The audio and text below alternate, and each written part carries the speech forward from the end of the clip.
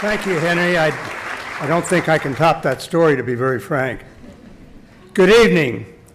I believe we are in for a real treat tonight when we listen to someone who is really very, very versed in the subject. When we listen to John Robert Greene. I consider it a special occasion because Dr. Greene is an excellent historian, particularly with regards to recent presidents of the United States.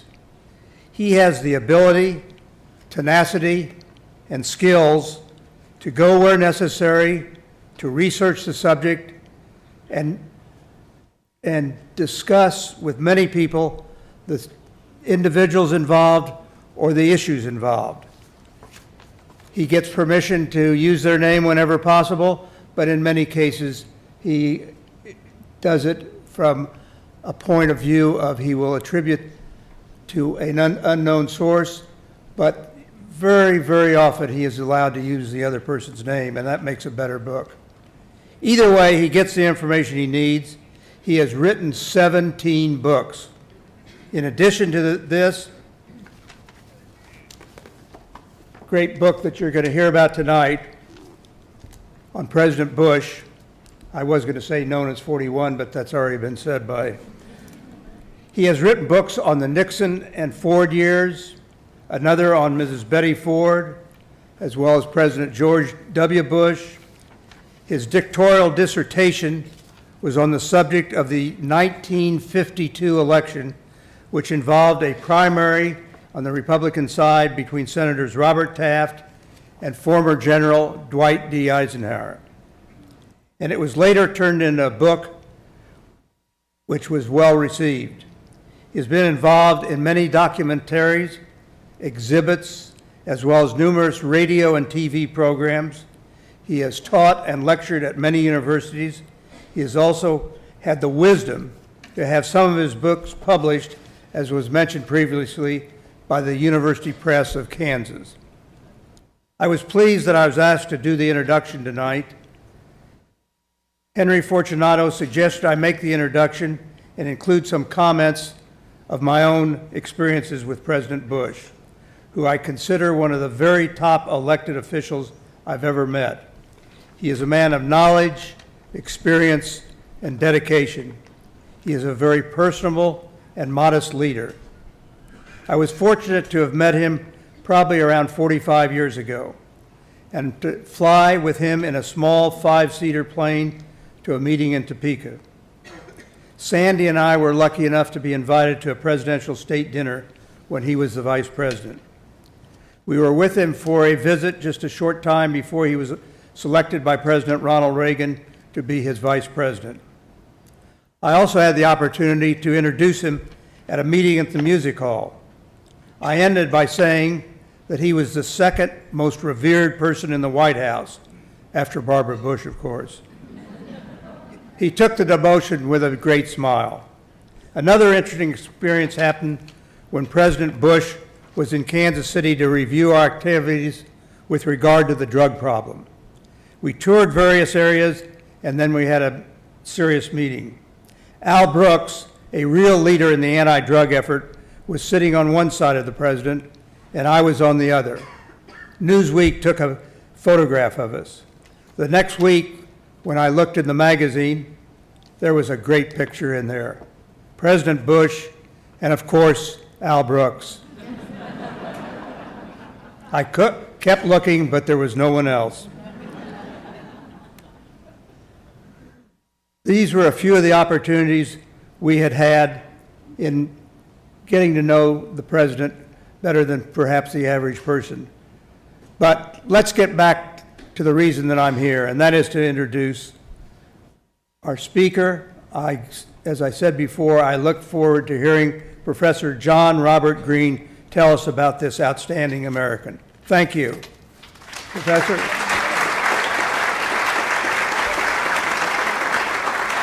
How many people can say that they got introduced by Dick Berkeley? What a thrill.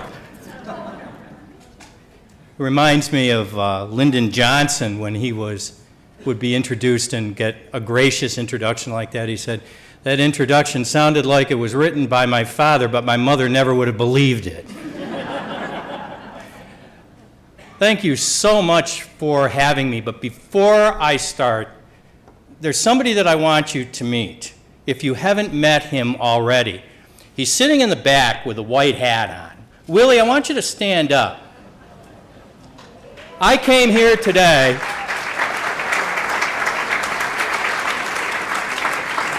I have met so many wonderful people here, but Willie got me ready for this presentation, sailed me through everything, and allowed me to go back to the hotel and take a nap. So that was a really, really good deal. I come to you from a place where yesterday it was 75 degrees. Thank you very much. Cazenovia College is in upstate New York, about 20 miles from Syracuse. It's a small independent college. We have about 1,000 students. It seems on some days that I teach every single one of them. And I want to thank our alumni from Caz College for being here tonight.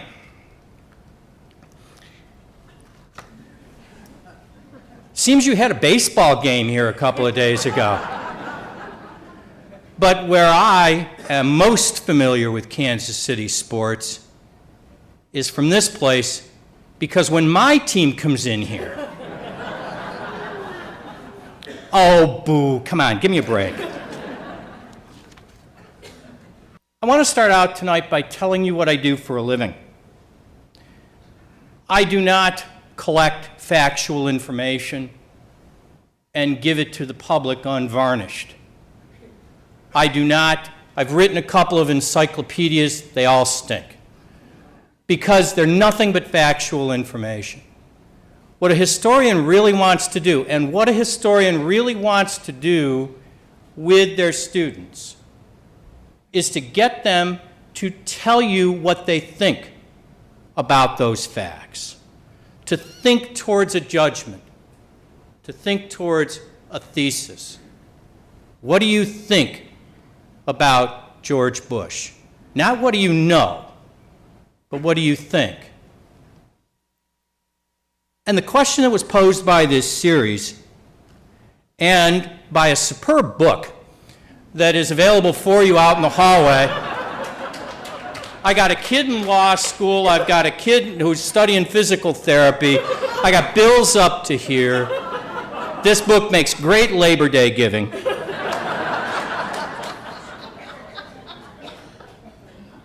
Was this question. It's the most often asked question about George Bush. This is my answer. Good play on words. I can write. Far more, by the way, than just the answer to the question that the series posed, this is the story of the presidency of George H.W. Bush. What conservatives did to him. So this isn't going to be a survey of every single detail of the Bush administration. For that, like I said, there's a great book. But a defense of this thesis. You may see other things that you want to talk about. And that's why I'm really looking forward to what I have been told here is a particularly vibrant question and answer session. Now, beginning at the beginning is not always the best strategy when defending a thesis, but here it's quite useful. Does Bush's background give any hints to the type of leader that he would become? His ideology? Was he born a conservative? Who was he? Well, he came from a background that certainly, if nothing else, looked like it was conservative.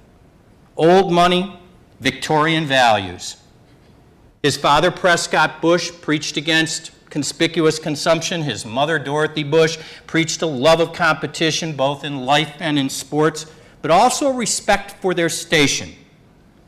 But this was no conservative Republican. Prescott Bush made a name for himself in the 1950s as senator from Connecticut by being one of the first senators to come out against Joseph McCarthy.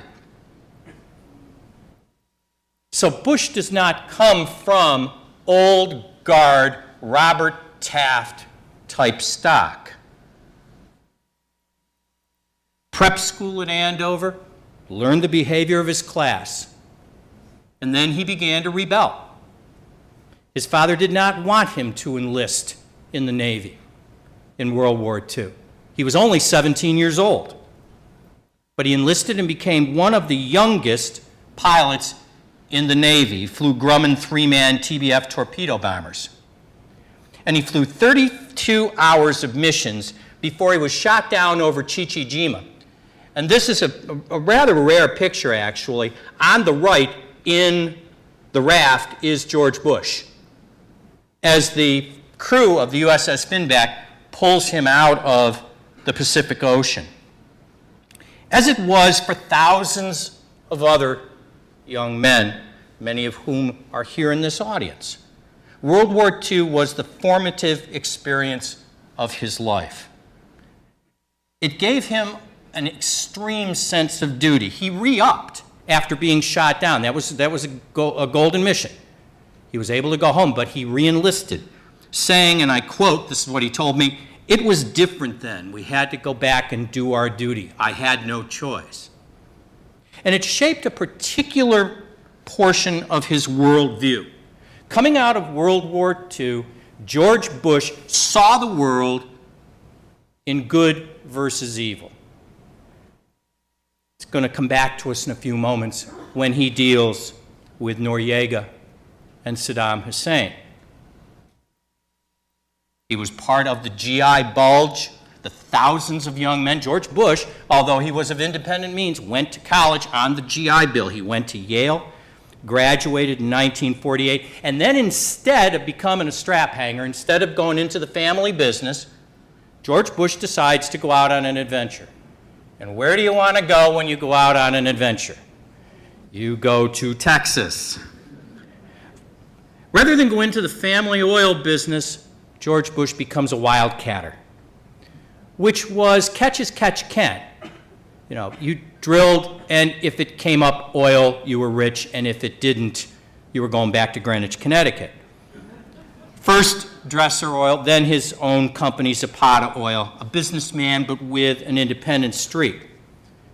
Then Bush decides to do something that his father also suggested that he not do: enter into politics. Bush went into politics and started a string of public service that was envied by the time he entered the vice presidency. From his first loss to Ralph Yarborough, to 2 terms in the United States Congress.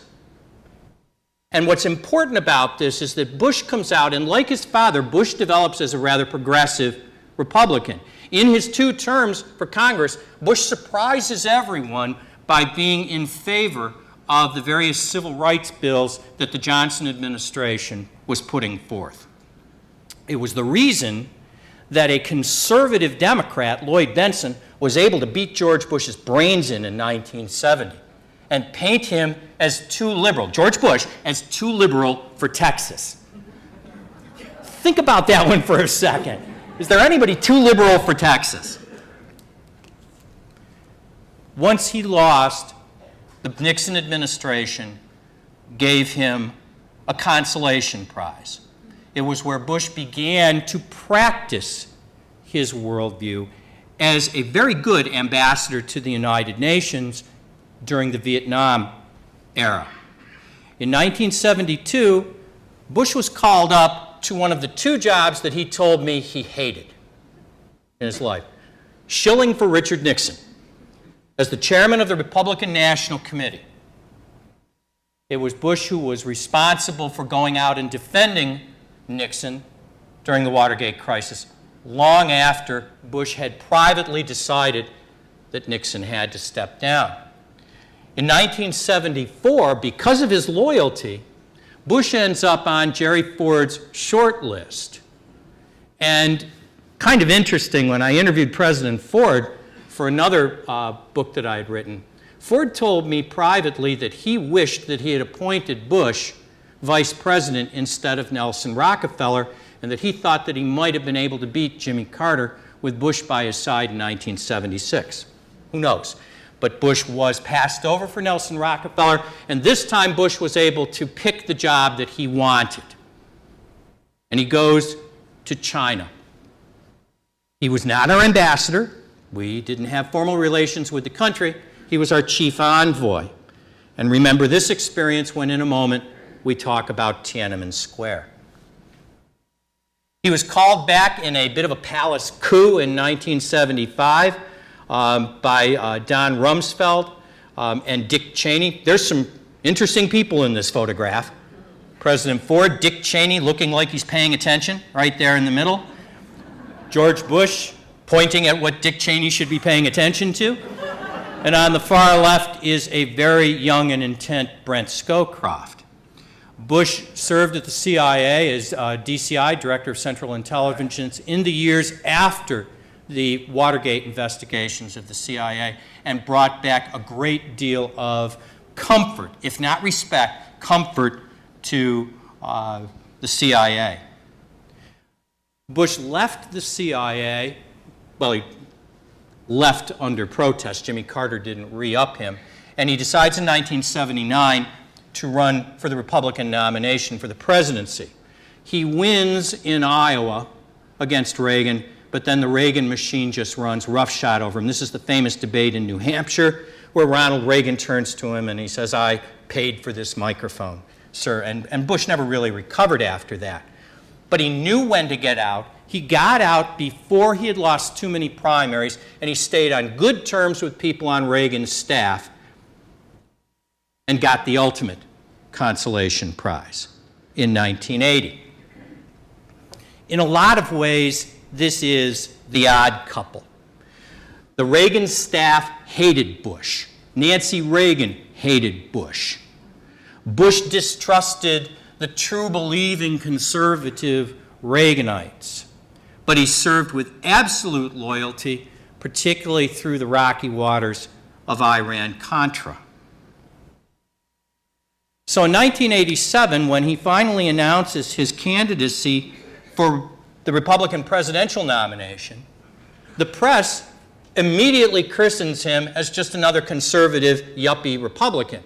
But in reality, George Bush had become a moderate Republican. He was nowhere near as progressive as his father, but he was hardly a conservative ideologue. So he already is arousing suspicions from within the conservative wing on the party, and he couldn't count on their support in the primaries. There were more conservative candidates than he: Bob Dole, Pat Robertson. So, how'd this happen? It happened because George Bush recognized that he could not campaign as an ideologue. He couldn't campaign as a conservative. You couldn't win by campaigning to the right. Good lesson for today. You did it by constructing a campaign that made it difficult to label you at all. The 1988 election from the Bush side was a campaign that assiduously avoided issues and replaced them with negative imagery. But this isn't George Bush's thing. If I say this once tonight, I'll say it 1,000 times and mean it. This is the nicest man that I have ever met in politics, and I've met Jerry Ford. This is the nicest man that I've met in politics. So what Bush had to do was bring a team in that could get good in a knife fight.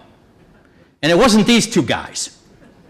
Jim Baker and Bob Mossbacher, on the left strategy, on the right money, were at the top of the campaign, but it was this man, Lee Atwater, Strom Thurmond's attack dog, who came into the Bush campaign and wove one of the sharpest, most thoughtful, best reacted negative campaigns in presidential history. And those words are, by the way, not contradictory, not in any way.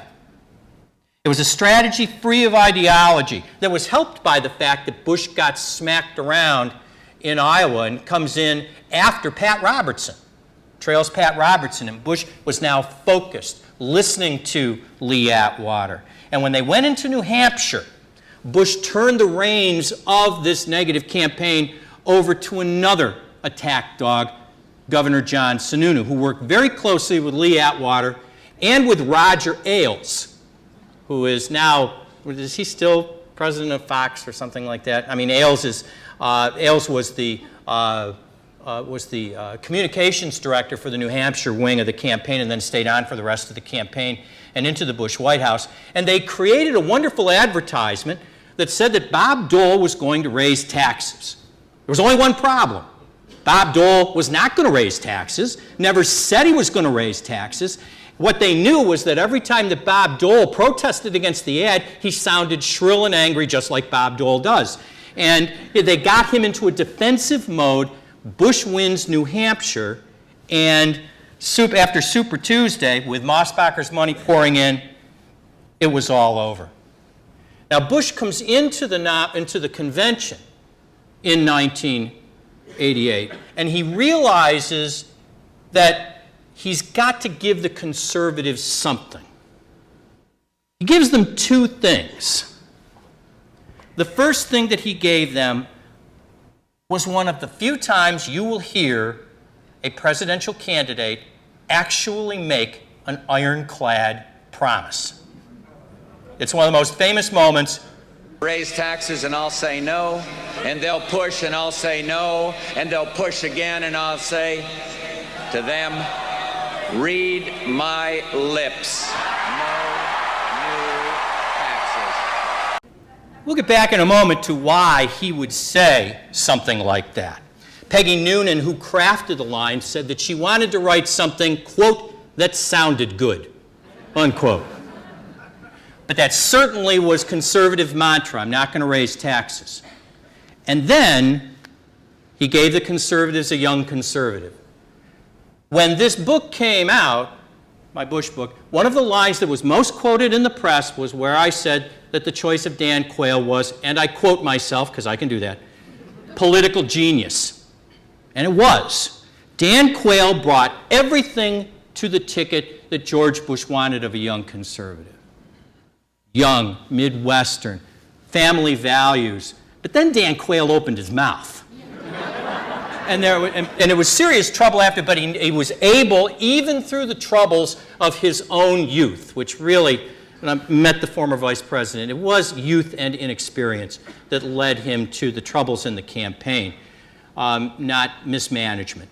But the conservatives still liked having him on the ticket, and they felt that they had been mollified. The issues from Atwater were perfect.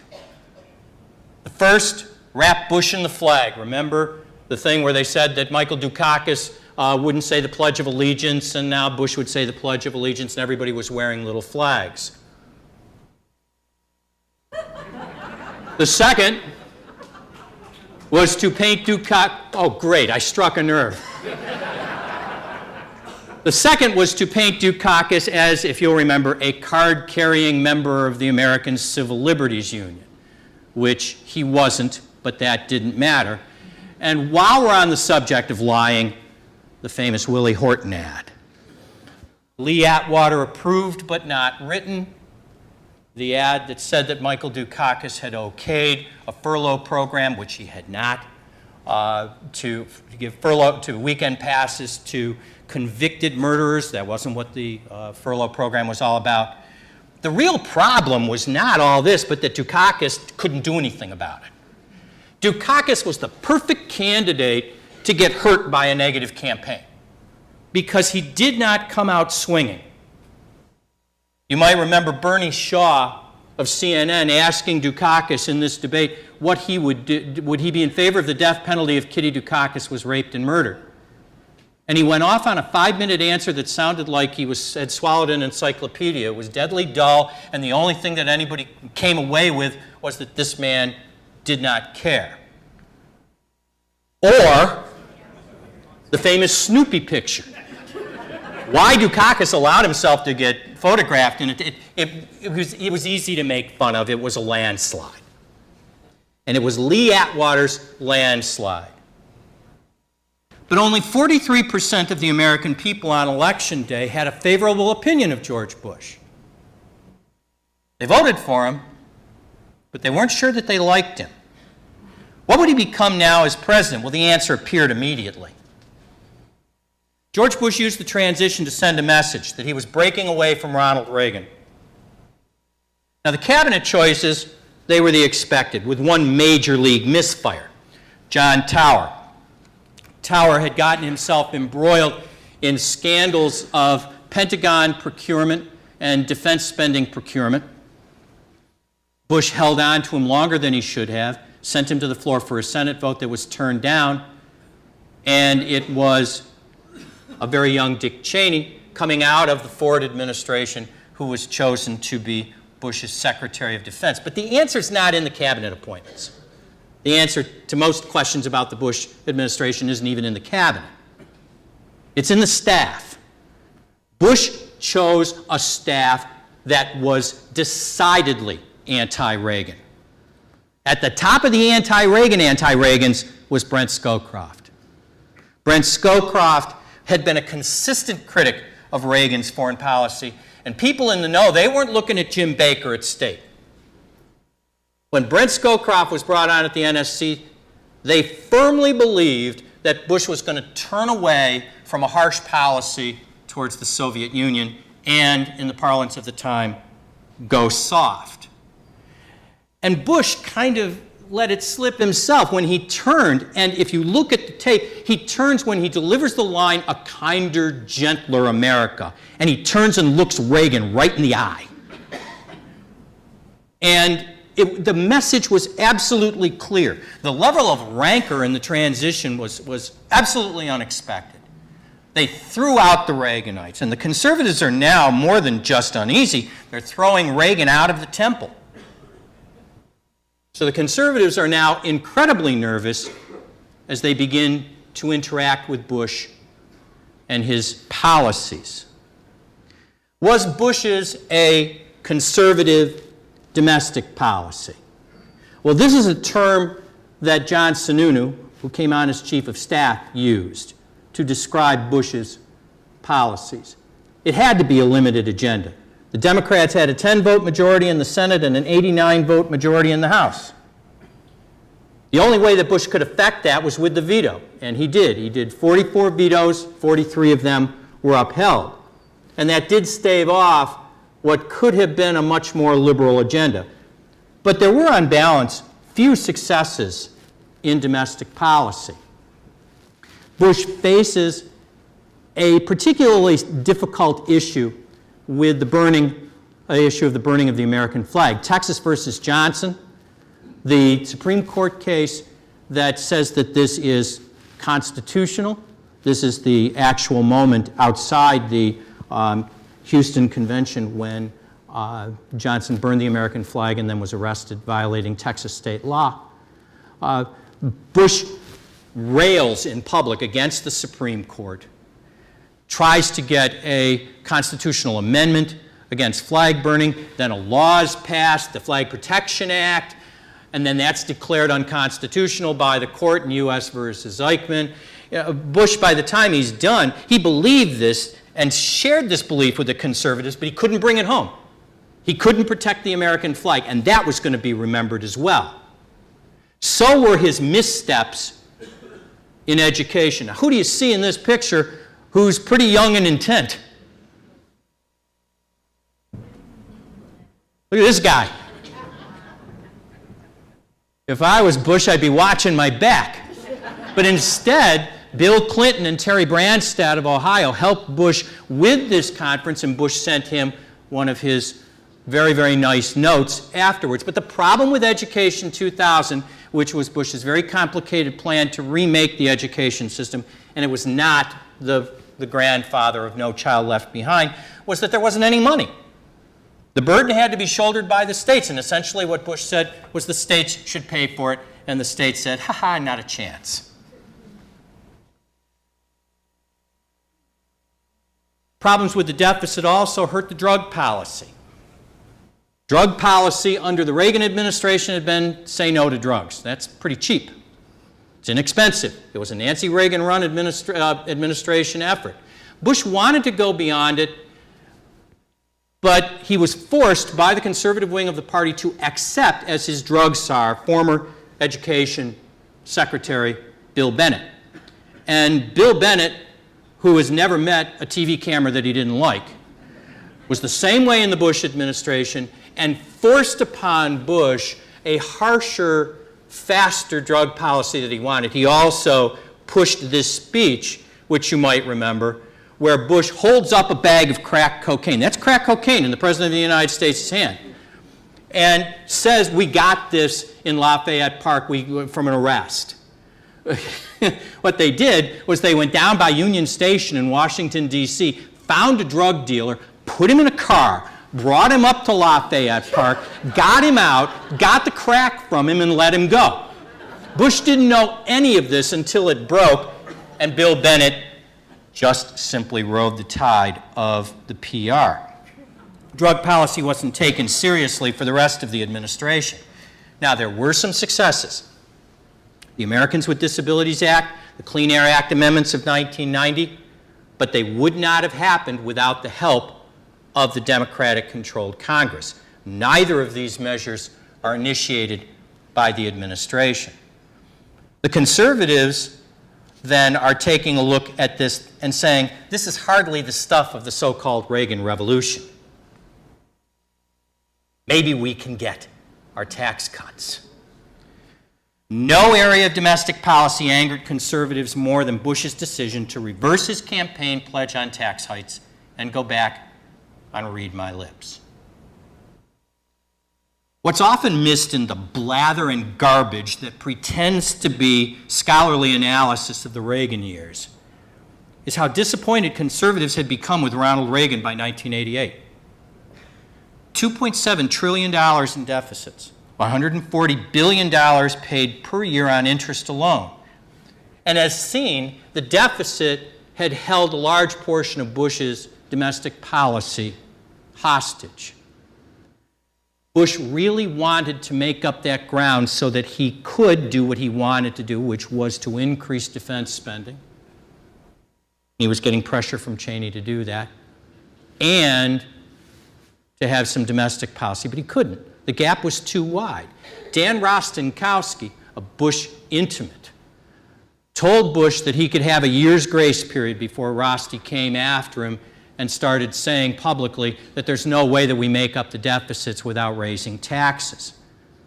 But in 1991, in that cycle, Bush was faced with a Hobson's choice. You either go back on read my lips, or you face the greatest deficits in American history to that point, and you can't afford a hot dog from the federal government. And he was told by his budget director, Richard Darman, that you have to find a way to go back on read my lips and go to the Senate Democrats with a concession that you will accept revenue enhancements.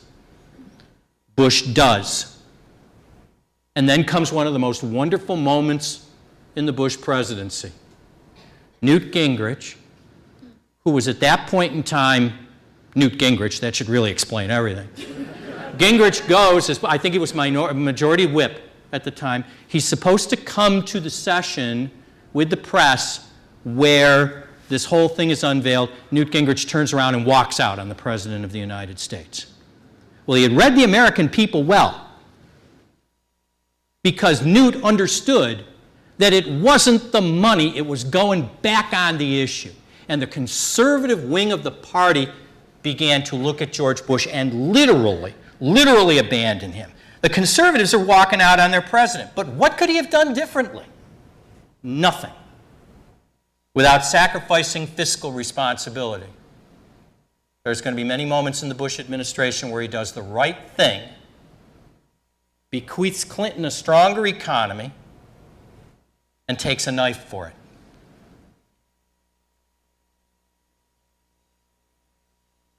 What about conservatives and foreign policy? What was President Bush's worldview? Well, it was very complex.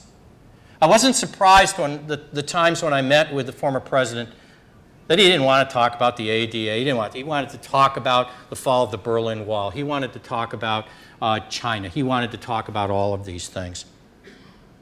It's complex. It blended the us versus them, goodwill immediately rid the world of evil view that had been stoked in the fires of World War II with a very unexpected, temperate, careful approach to communism.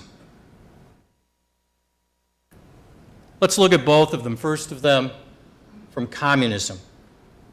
Ronald Reagan had angered conservatives to the point of apoplexy by meeting and dealing with Mikhail Gorbachev, particularly the Intermediate Nuclear Forces Treaty of 1987.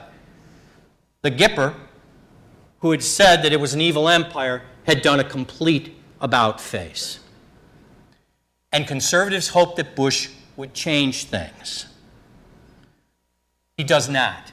He picks up almost immediately where Bush or where Reagan left off. On the 15th of April, 1989, at the death of a Chinese leader sympathetic to the dissidents who were gathering in Tiananmen Square, led students to pour into this massive open area.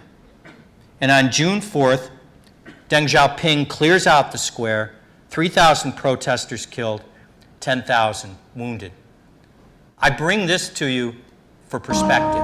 仿佛一切都没发生过。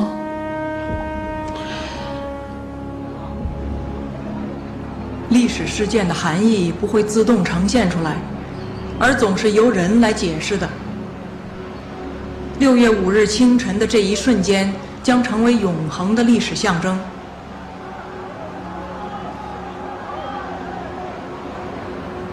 Watch the tank 后 drive 来 now. 他消 Try 失 to get out 在 of 人 the 群 way. 中，下落不明，连姓名都难以确认。对于全世界千百万的电视观众来说，这一时刻的含义非常清楚。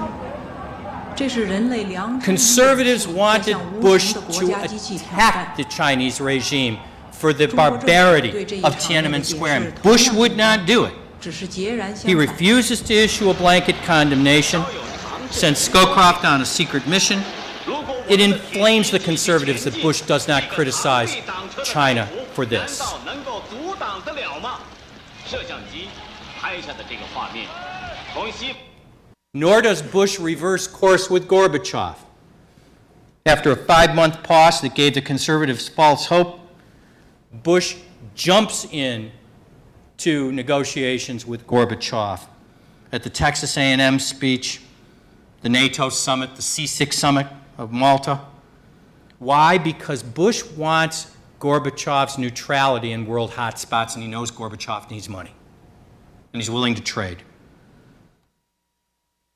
That interesting anecdote that was shared with us earlier about Barbara Bush saying to, if that story isn't true, it should be. Yeah, about Barbara Bush saying, well, he didn't know that he's not responsible for it. In terms of the fall of communism, who or what ended the Cold War is a subject of debate. But at the moment that the conservatives were claiming victory, George Bush would not gloat. He didn't sound elated. He told Leslie Stahl in a press conference, I'm just not an emotional kind of guy. He didn't want to rub Gorbachev's face in it. He refused to do it. It inflames conservatives who thought that he should go over and, in the words of the senator at the time, the senator from Missouri, Dick Gephardt, said George Bush should go over and dance on the remnants of the Berlin Wall. Bush would not do that. So he has a very laid-back, almost moderate approach to communism, but not so to dictators. Bush clearly didn't see China and Russia as evil in the way the conservatives did. Not in the sense of a Hitlerian type evil that he had fought against in World War II. For that, you had to be able to personify it, to have an enemy, to have someone that you could strike out at, find, arrest, trap in the Vatican embassy, Manuel Noriega. But what if they wouldn't be caught? What if they were Hitler-like, but you couldn't catch him? Saddam Hussein touched every one of George Bush's buttons. The president for life. My favorite Saddam Hussein story, he wanted a law degree. My kid's in law school. I had to think this through. He wanted a law degree, so he shows up into the exams with 10 bodyguards all armed. He got his law degree. By God, I will make fire eat half of Israel if it tries to do anything to Iraq. He took the country to the brink of economic chaos in the Iran-Iraq war, and then invaded Kuwait, a country the size of New York, with more oil than 72% of the world. This invasion and the setting fire of the oil fields at Safwan really made it clear to Bush that he was facing world evil. Bush made it absolutely clear to me that whether the United Nations said that he could or not, whether the Congress said that he could or not, he was going into Kuwait. He was ready. Now, the United Nations said he could, and so did Congress. But Bush was clear that he would have done this unilaterally. The sanctions, Operation Desert Shield, Baker's meeting with Tariq Aziz, all the phone calls to all of the coalition, that was just stalling, buying time for the formation of a coalition force. Why? Bush calls Saddam Hussein Hitler in formal speeches 74 times, a rapist 26 times, evil 362 times. Our cause is just, our cause is moral, our cause is right. It was good versus evil. There was nothing to this decision for George Bush. It was simple. But did he win?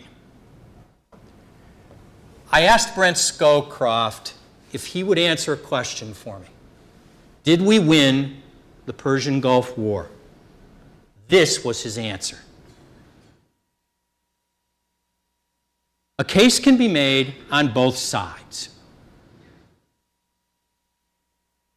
At the peace treaty at Safwan, Norman Schwarzkopf literally gives the store away, allows Saddam Hussein to keep all of his attack helicopters, which allows Saddam Hussein to turn those helicopters on the Kurds for their opposition and come very close to exterminating them. What did the administration do? They sent Jim Baker to a Kurdish refugee camp. He was there for 6 minutes. Of course, the biggest piece of the argument for failure was that we didn't go into Baghdad and we didn't get Saddam. But everyone I interviewed made it absolutely clear, that this was never a war aim. One who I can't attribute said to me, if a bomb fell on his head, we'd have a party. But we never aimed. Why didn't Bush go in? Because he wanted to make sure that the 100-day or the 100-hour promise was kept and the Vietnam War syndrome. But there's an equal and opposing list for it being a success. I mean, numerically, we absolutely won. There was no question about it. Americans only lost 148 killed in action. Iraqi losses were close to 22,000 dead. On a more subtle note, Bush was able to keep Israel out of the war, dealing with the recently deceased Prime Minister Shamir, who wanted to retaliate to the Scud missiles. Bush keeps them out and avoids a wider war in the area. And he ends it on time. It ends the Vietnam War syndrome. So the problem with the war, because everybody says he won a war, so he should have won the election. This wasn't the type of victory that's going to guarantee you anything. There's too much over here.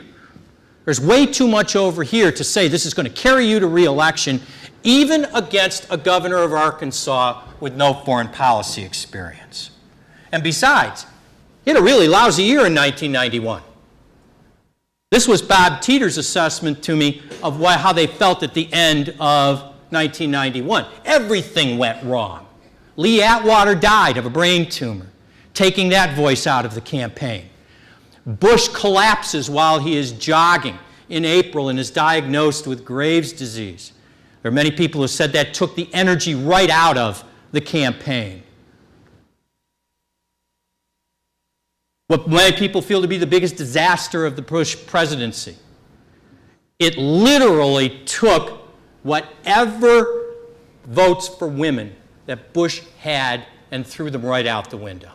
He wasn't going to get significant support in the African American community, but he had been making inroads because of the education bill with women. This destroyed it. Gorbachev falls from power, and Bush stays his friend, his close ally, right to the very end, and conservatives are just pounding their head against the table saying, why don't you give this guy up? And then the economy went flushing. I love this cartoon. This was from 1991, but it applies today. Nobody knows how to fix the economy. The Bush White House didn't know how to fix the economy. In reality, Bush had fixed the economy. Bush had because of his decision to retract Read My Lips, he would bequeath to the president who followed him a very strong economy, but it wasn't in time. And this all fed this feeling of angst in Washington, gridlock. Remember the check kiting scandal? I'm up on Capitol Hill the day that the check kiting scandal, when everybody's with the bank and the check and the House credit union. And there's a very famous congressman. He's running down the hall, waving his checkbook, saying, "I didn't write any bad checks. I didn't write any bad checks." You know, like where's CNN when I need them? This feeling is, of course, going to feed into the phenomenon that became known as Ross Perot. And then this one's just for fun, but it takes somebody out of the campaign. This guy decides to take Air Force One for a joyride and sell stamps, or go and buy stamps for his collection all over the country, and he has to fire John Sununu. It couldn't have been any worse of a year. So the question that you've asked me to answer is really very simple. Winning a war was not enough going into 1992. Now, if you talk to the Bush people, they blame the press. If you talk to any president, they blame the press. If you talk to any politician, they blame the press. This is a wonderful picture because I guarantee you George Bush, who hated interchange with the press, is lying. He is not having a good time. I don't know what he's doing, but he's not having a good time. And Marlon Fitzwater is just like, get this microphone out of here. But it wasn't just the press. Nor was it, it's the economy, stupid. And nor was it, it's broken and anybody can fix it. There was more to it than this. In my classroom, I told this story on the radio today. I'm sitting in a classroom at Cazenovia College. We're watching the debates. I'm watching the debates with sleeping college students. You know, the situation normal. I bought pizza, so they're all falling asleep. It gets to this point in the debate. Bill Clinton has just stunned everybody by getting out of his seat. You might remember that moment. That was actually a very important moment in the debates. And Bush does this. I jumped out of the chair and I start screaming, "It's over, it's over." I woke the kids up. It's over. And I really meant it because this showed a detachment that was on a level of astounding for me. So certainly one of the reasons that he lost, and Bush did talk to me quite frankly about this, was because of the Graves' disease, his heart really wasn't in it. His staff did not serve him well. It was a terrible campaign staff after Atwater died. Baker came in too late to fix it, and Baker was incapable of fixing it. This was why he got beat. Pat Buchanan bled him dry. The conservatives left him. They had had enough. George Bush was not one of them. Pat Buchanan was. And Buchanan stays in the race because he's funded by conservatives, Republican conservatives, who want to weaken George Bush. Republican conservatives were even more willing to vote for Bill Clinton. In 1992, 27% of Republicans and 68% of independents vote for Clinton. They finally abandoned him. Deficits. They had a firebrand who could energize him, Buchanan, and Dukakis-like. Bush did not respond. So the answer to that is, it's easy. The right left. The problem with college professors is that even when they hit the end, they can't stop. we are, as a group, a bunch of gaseous windbags. So let me talk about his legacy and say two things.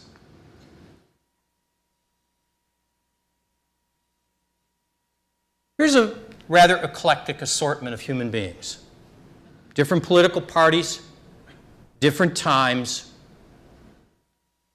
All of them have been labeled by historians as activists. Charisma, charm, candor, class, forcefulness, the great communicator, in a class by himself. Americans seem to believe that unless you are an activist president, active, you're a failure. That's nonsense.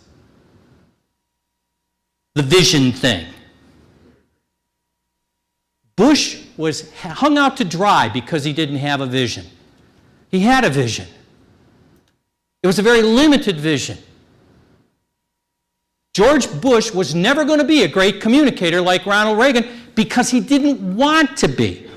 He did not feel that that was the role of the President of the United States. He was not an activist. He was not a guardian president. He was not passive. And he was not a failure. He leaves a balance sheet that is clearly balanced. Domestic policy was held hostage by deficits, but there's two notable achievements. The tax hikes were responsible policy. There's a balanced approach to worldwide communism, a refusal to countenance dictators, but it was a war with a flawed peace. It was an honorable administration, but it did not fight adequately for its own survival in 1992. It was a balanced administration. Partly the stuff that revolutions are made of. Not a bad legacy. And so, my good friend Fred Woodward is here. He is the director of the University Press of Kansas. Fred, what do we got to do now? What should scholars be writing about now? Well, the first thing they got to do is fix my book. First of all, buy it. But then get somebody to fix it and bring it up to date with the significant new archival openings at the Bush Library. There is no full biography of George H.W. Bush. There are several good ones that shortchange his early life or shortchange him in the presidency. But a new biography using the Bush material before the president passes is in order. But my favorite, there has to be, this is just too unique a moment in American history, a good biography of 41 and 43. There's some garbage out there. You know, family history, the Kitty Kelly type stuff. But 41 and 40, using the Presidential Library, which will open up at SMU in Dallas, I believe this year, and start looking at this as a uniquely won presidency. I hope you had a good time. I certainly did.